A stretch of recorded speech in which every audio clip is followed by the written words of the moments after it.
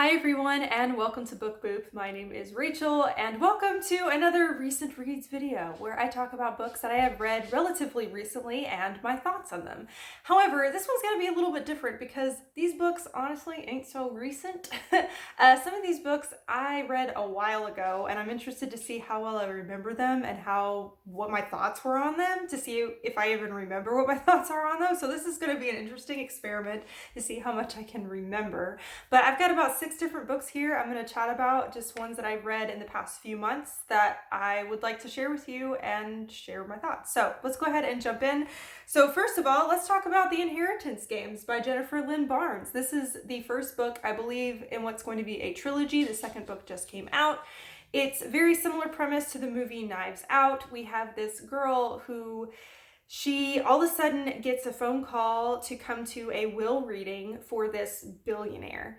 And so she goes to the reading, and at the reading, she finds out that she actually is basically the sole inheritor of this billionaire's fortune. I promise I'm not spoiling it. It's in the description of the book. So I'm not spoiling the book for you. You know this off the bat. So she's inherited all this money. Obviously, the billionaire's family's pretty mad because they don't know who this girl is. They don't think that she's related to the family at all. The girl doesn't know who the billionaire is. She's never heard of the guy. She's never met him before, so she doesn't know how she ended up on the will. One stipulation for her to be able to inherit all the money is she has to live in the billionaire's mansion for an entire year. Only thing is his family also lives in the mansion. So his 4 grandsons, as well as I think both of his daughters, basically a lot of family members live in the house too. And so she's having to live in the house with a lot of people that don't like her so much if she wants to inherit the money. Another thing is this billionaire also really, really loved puzzles and riddles, and he has all sorts of secret passages and stuff built into his mansion, and all these like riddles and things all over the mansion. And his grandsons have been used to having to solve puzzles and riddles by their grandfather their entire lives, and so they kind of think that this girl is also another riddle that their grandfather has left behind for them to decipher and to figure out. So we've got this whole mystery aspect to it. It sounded really, really interesting. A lot of people really loved this book and gave it like 5 stars and just loved it. I didn't love it as much as I was hoping for. I ended up giving it 3 out of 5. Here's my reasoning. I really enjoyed the plot. I enjoyed the mystery aspect of trying to figure out how this girl is related to this family, in what way, in that, like, why was she on the will, those kind of things, going through, finding all these interesting places within the mansion. That was interesting. I enjoyed that. However, I did not like the characters at all. I didn't like a single character. A lot of it is because this is a YA book. It's a young adult book. It's not written for me, right? I'm in my 30s, so I'm not in that particular age range. It's not written for me. But it felt very angsty, and I'm not a huge fan of angstiness. The reason it felt angsty is because, so we have 4 grandsons, right? And they're all kind of close to the age of our protagonist. Of course, all 4 of the grandsons are so hot. They're just so handsome. They're infuriating, though, because they're so stuck up and just fancy, and they just think lowly of her. However, they're still hot. And so it's that whole thing of her being infuriated by them and not liking them, but at the same time, like, getting all hot and bothered and flustered because they're so good looking.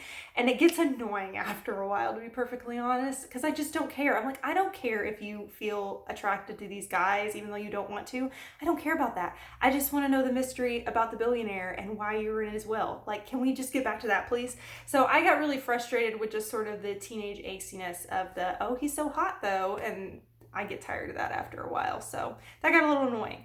I think I might end up going on in the series. I'm not sure. I'm interested in finding out more of the mystery, but I just didn't like the characters. So I don't know. If I feel like it, I'll move on, but I'm not gung-ho like trying to plow through this series really quickly and find out what happens next right away, because I'm okay with it. It's all right. So 3 out of 5 for me.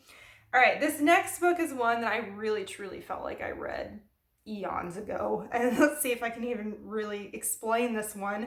This is The Toll by Neal Shusterman. This is the 3rd and final book in the Arc of Scythe series by Neal Shusterman.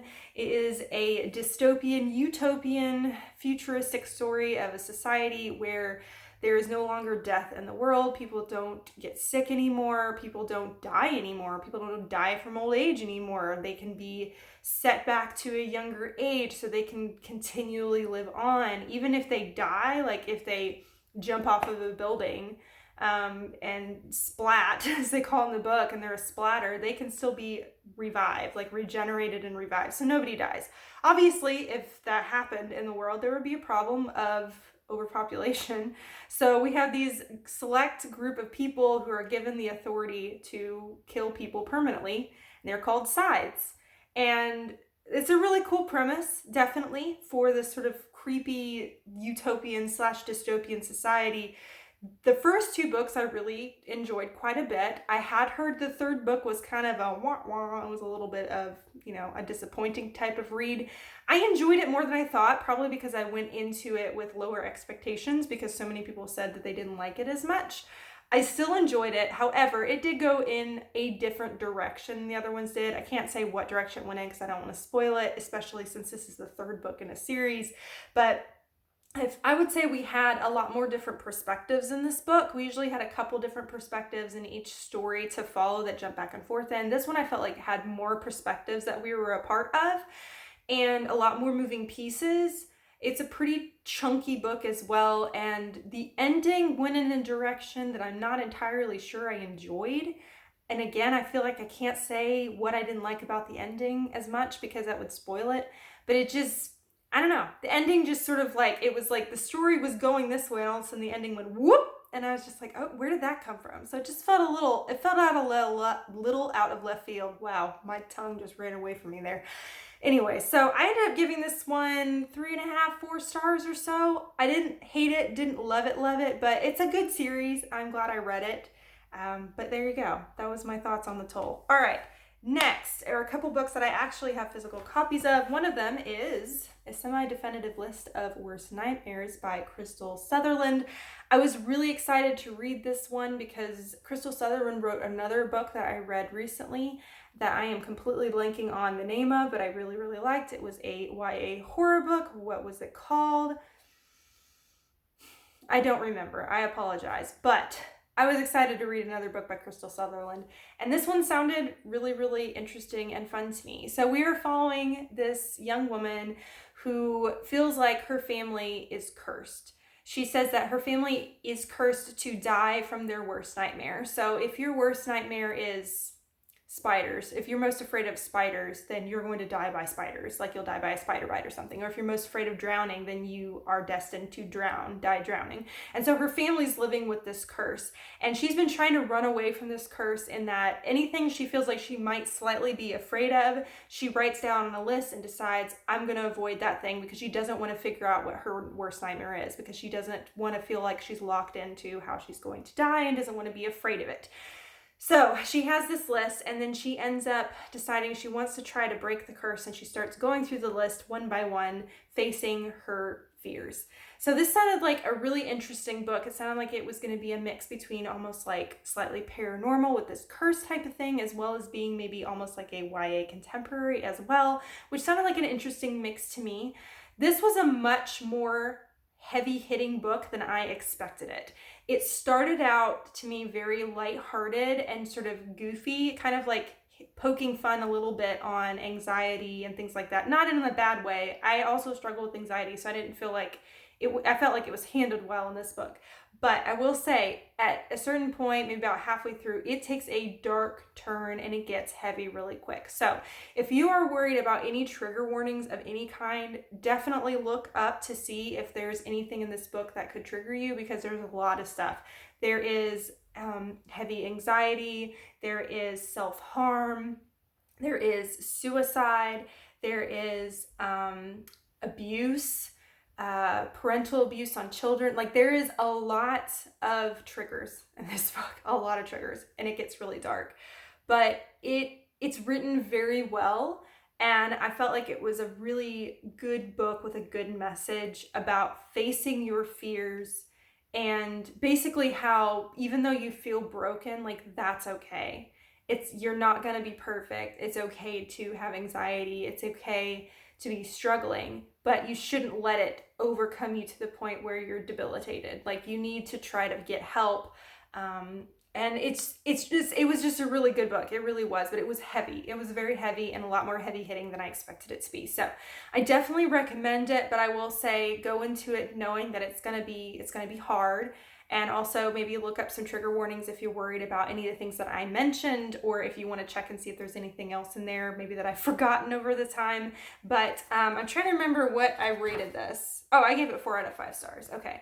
I did really like it. It's not my type of book because it is definitely more contemporary and more heavy hitting than I normally read, but it was still really good and I definitely recommend.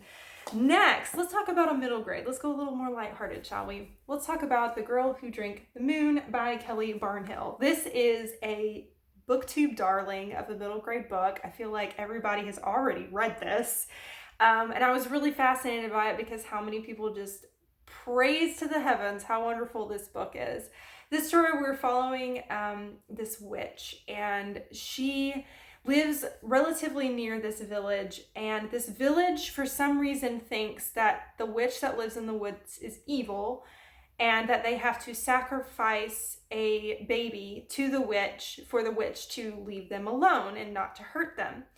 But the witch isn't bad. She keeps finding these babies in the woods every year, and it was like, oh, why are these villages just leaving a baby in the woods? And she takes the baby and she feeds it Starlight, and then she takes it to another village where someone adopts the baby and raises the baby for the rest of their lives. And so this witch is trying to like care for these children, and then the one day she picks up one of the babies and she accidentally feeds it Moonlight instead of Starlight, which causes this child to have magic in her blood and be able to wield magic. So the witch ends up keeping her as her own so that she can watch after the girl and also train her in magic. So that's kind of like the basic premise of this book. I was really excited to read it because I love middle grade, and usually when people are going on and on about a middle grade and how great it is, I'm like, oh, I'm gonna love this. I know this is gonna be 5 stars. And I was disappointed. I feel like I'm saying a lot. I'm disappointed with books in this particular wrap up, but this one I was disappointed with. It didn't have as driving of a plot as I would have liked. It jumped around into different perspectives, which I do enjoy. We jumped around perspectives between the witch and the girl and then another person that lives in the village. And so we're jumping around in these different perspectives. But there wasn't as much of a driving plot as I would have liked, if I'm remembering correctly. And it was a lot of flowery writing and just a lot more like type of writing that was trying to get you to make you think, like trying to get like these quotable quotes. Does that make sense? Like if you read something and it's like a quote that's written to be pretty, to be memorable, that you would like, put on a pillow or something. You know what I mean? Like it was just that. I felt like it was trying to pump out all these different quotes that were supposed to be really heartwarming and memorable. And it felt a little bit too poetic. It felt like it didn't have enough substance to it, but it was trying to be heavy hitting and like heartwarming without the plot that I feel like it needed. I feel like I'm not making any sense. So I apologize if I'm not explaining this well, but it just didn't hit me in the way I expected it to. I'm very much a plot-driven reader, and this just didn't have that driving plot to me. And the characters, not that they didn't have substance, they did. There was something about the characters that I didn't quite grab me, and so I didn't feel connected to the characters, and the plot didn't feel like enough for me to where I felt too disconnected in this book. So I gave it 3 out of 5. Unfortunately, it was one I was really, really hoping to love. I really wanted to love this book, but it was okay, and it wasn't really my favorite. So I'm sorry, please don't come for me. All right, I've got 2 more books to talk about, and one of them is actually a DNF, so I don't have a whole lot to talk about with it, but let's go ahead and jump into it. So I ended up reading The Halloween Tree by Bradbury. This is a fall/Halloween middle grade classic. It was written in the 60s or 70s. I apologize, I can't remember what year. But this story is all about these boys that go trick-or-treating together, and they run into this mysterious figure who takes them on this travel through time of different types of Halloween traditions and how Halloween began, which sounded really fascinating, especially because I personally don't know a whole lot of history about Halloween. So it was really interesting to be like, okay, well, this would be cool to have like a middle grade. It'll be kind of like magical and whimsical and almost like a history lesson at the same time. I was like, that sounds really cool. I had never read any Ray Bradbury before, and it was weird. It was really weird. So the descriptions Ray Bradbury uses are so bizarre. It's a very atmospheric read, definitely. And you could tell he was writing it to be atmospheric. There's lots of really pretty illustrations in the book and everything. So it felt like reading a children's storybook, if that makes sense, like a children's fairy tale or a children's storybook. So it had like this very whimsical style, but very weird. Very weird. I don't even know how to describe it. Just the descriptions were so strange. And thankfully the book was short. And again, it kind of had this fairy tale feel to it that I was able to stick with it. And I got all the way through.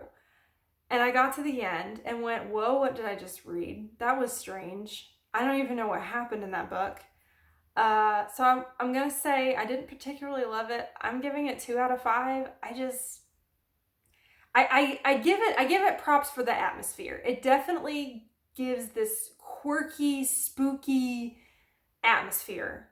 But boy, is it weird. And I didn't like it. I didn't like the language, the way things were described. It was just strange. And I had a really hard time keeping up with this one, to be honest. So I really didn't like it.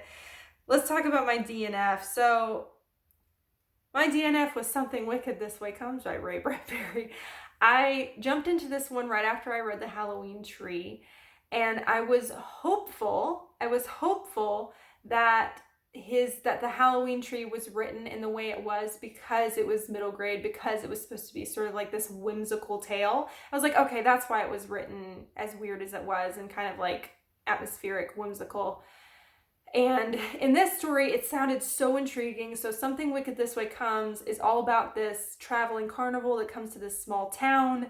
And apparently there's something really dark and sinister about this carnival. And it ends up, I think, like changing some of the people that live in the town, and just bad things start happening. And that sounded really cool, right? A really creepy carnival. That sounds amazing, especially for October. And I was so excited to read this. It's a horror classic. And I was like, yes, this sounds great. And I went into it thinking, okay, surely he's not going to write the same way in this book for an adult book that he did for a middle grade, right? The middle grade one, he just did that to be all weird and whimsical. No, he still wrote the same way. He still wrote the weirdest descriptions. And I couldn't connect to I couldn't connect. I couldn't connect to the story. I couldn't connect to the characters. The descriptions were so weird. I made it probably 50 pages in, maybe more. 50 to 75 pages in. I kept trying to push through, like maybe I just wanted to get to a point where maybe the carnival would kind of start to be involved more. And I couldn't make it because I was like, I don't like this. I don't like his writing style. So I just straight up DNF this one, which means did not finish. I didn't finish it. I got about 50 to 75 pages in. I was like, I can't do this. This is not worth my time. And I apologize to all the people that love Ray Bradbury. I apologize to the people who love these, because people love this book. People love The Halloween Tree. I didn't. The writing style for me was just terrible. And I'm not saying Ray Bradbury's writing is terrible. I'm saying just for me, it doesn't connect. So I don't think I'm going to be trying any more Ray Bradbury. I'm sorry. I just can't do it. I don't know if it's because it's an older book, because this one was written in the 60s or 70s as well. I don't know if it's because just the writing style is so much older and maybe you could connect to it more back then. I don't know, but I'm sorry. I'm really sorry. I wish I liked it. I really wanted to so bad. So those are some books that I read within the past few months. I definitely still have some more books to talk about that I'm behind on talking about. So I will catch you all up on those very, very soon. So hopefully we can get caught up on the books that I have read. Please let me know down below if you've read any of these books. Let me know if you DNF'd a book recently, just to make me feel a little bit better, because I always struggle not finishing a book once I start it. I hate not finishing it. I have to really hate reading something for me to put it down. So Let me know down below if you've DNF'd something recently. I'd be interested to know what that would be. On this side of the video over here is my logo. If you click on that, you can subscribe to my channel and follow me on my book journey. On this side of the video over here is a link to another video if you want to watch another one right now. But thank you so much for watching. You rock. And don't forget to keep reading. Bye.